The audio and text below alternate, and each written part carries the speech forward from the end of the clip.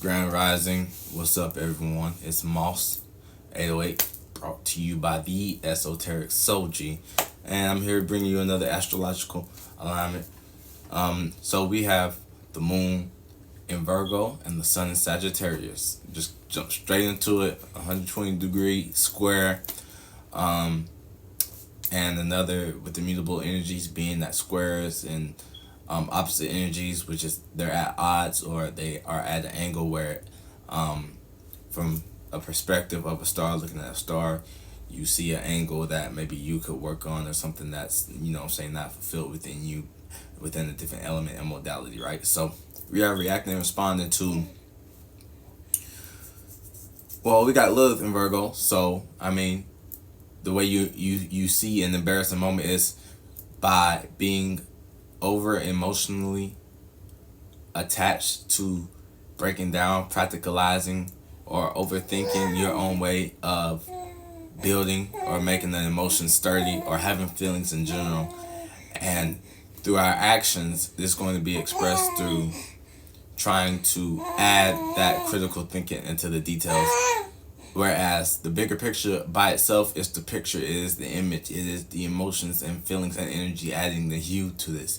And Virgo being the earthly grounded, structure, but it's fluid structure. So it's constantly moving and expanding on terrains like Sagittarius. So it's expanding on terrains, but it's got to remember to connect people with the philosophy, the theology, the hearts and minds, the way that the Sagittarius cools off and hardens into something to build upon, Mercury and Capricorn. And so this trine here is emotional trine, where we have an emotional embarrassing moment to ourselves or others, aka just being vulnerable, which is the right thing to do, putting yourself out there.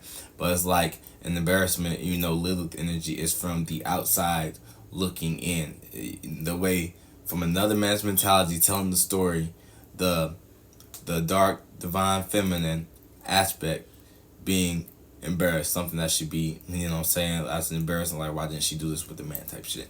No, the embarrassment is on God and that man's mentality. It just feels like an embarrassment to Lilith because of the reaction that they are, duped and, deer in the headlights looked, So that's where that embarrassment, but you feel it, but really you're just breaking new ground with your practicalization of emotions, right? Of attaching to emotions, and that can work with you in the flow of philosophy and theology that deals with certain characters from the starting point intentions of the emotions. And we have Venus entering Scorpio here, out of Libra, out of its home sign. So it's stepping back out into the world, but it's trying to maintain its wits about itself. So, this sextile between our emotions are going to be able to be, if we're feeling embarrassed with the dark Lilith, or if it's getting too much dualistic, merging with the Sagittarian energy of the sun, the actions, and going out and shining that light, and maybe being a little bit holier than now because it's Virgo, it's judgy and shit.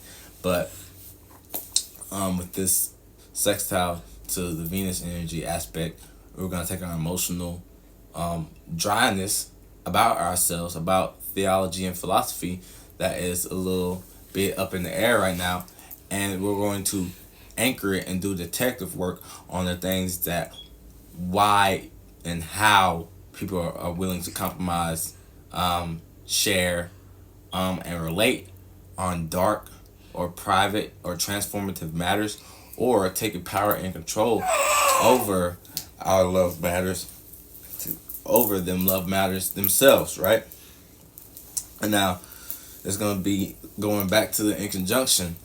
Actually, before we get to in conjunction of the fire element again, we're going to jump over to the trine of this, and that's where I was going with this. It was trine to Mercury. So our emotional dryness and within our communications is going to be more moving in a faster pace in initiating and laying down the groundwork, and where less about the doing and more our own and passions and motivations, and more into the analyzing, thinking, and communicating and all of those natures. And you just still got to look at the planetary bodies and consider these things, because the moon is at work in Capricorn.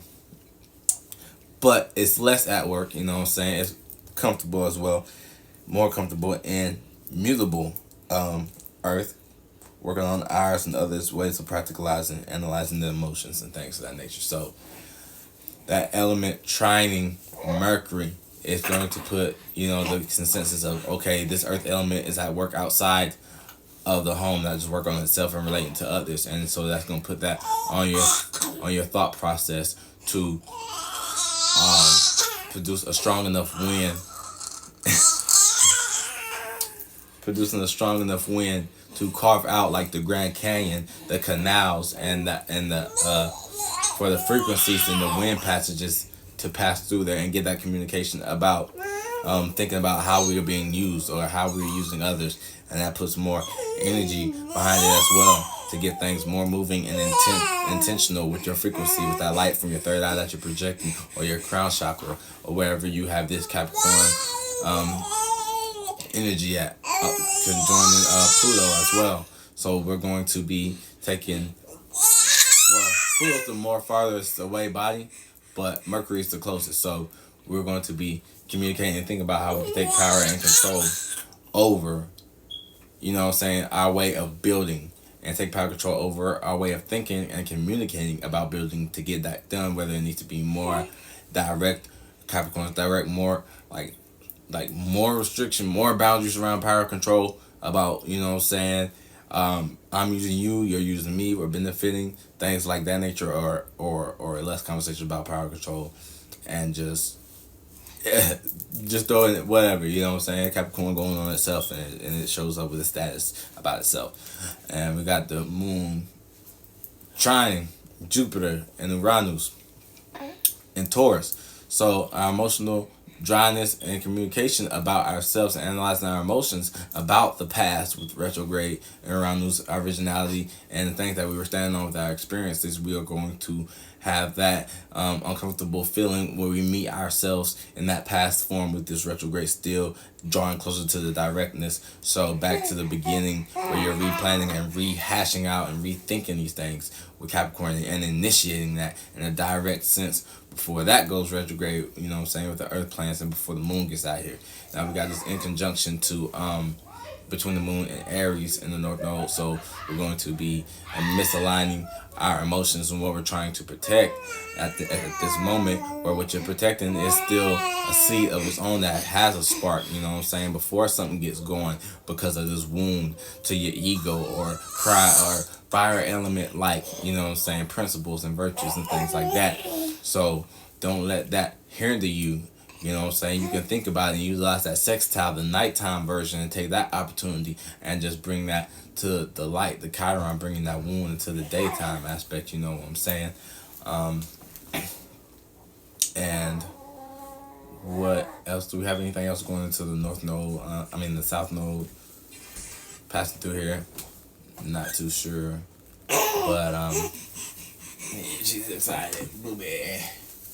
Let me tell you. Can I tell you about this real quick? It's still, one second. It's still square Mars in Sagittarius. So we're still going to be utilizing what we're conscious of, going for our passions and motivations, and add more critical thinking and worrying about it. But our best suggestion for me personally is worry about your own, let spirituality worry about itself in that instance right there. And that's what I'm going to leave off at.